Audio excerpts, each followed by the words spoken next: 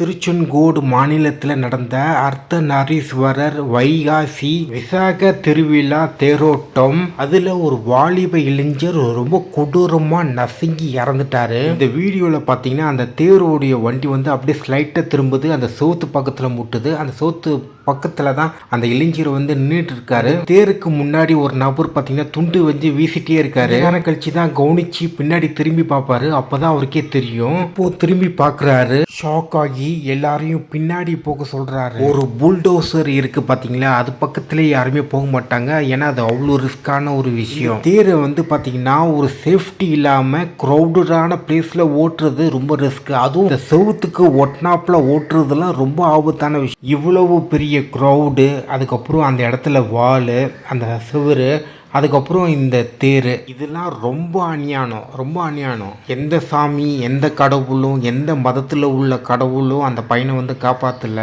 நம்மளுடைய உயிர் நம்ம கையில் தான் இருக்குது. நம்ம தான் சேஃபாக இருக்கணும். அந்த தேரை இன்னைக்கு பார்க்க முடியலன்னா நீங்கள் வந்து அடுத்த வருஷம் பார்க்கலாம், இல்லைன்னா அதுக்கு அடுத்த வருஷம் பார்க்கலாம், இல்லைன்னா யூடியூப்பில் பார்க்கலாம், இன்ஸ்டாகிராமில் பார்க்கலாம். இதெல்லாம் தேவையில்லாத விஷயம். இவ்வளோ ரிஸ்க்லாம் ஏன் எடுக்கிறீங்கன்னு தெரில. இந்த மாதிரி ரொம்ப கூட்டமான இருக்க இடத்துக்குலாம் நான் அவ்வளோ போகவே மாட்டேன். அவ்வளோதான். அந்த படம் பார்க்குறேன் தியேட்டரில் அந்த முதல் நாள் ஃபர்ஸ்ட் ஷோ, அது மட்டும் மேபி நான் போவேன், அவ்வளோதான். மற்றபடி இந்த மாதிரி போகவே மாட்டேன். பாதிக்கப்பட்ட குடும்பத்துக்கு ஆழ்ந்த இரங்கல்.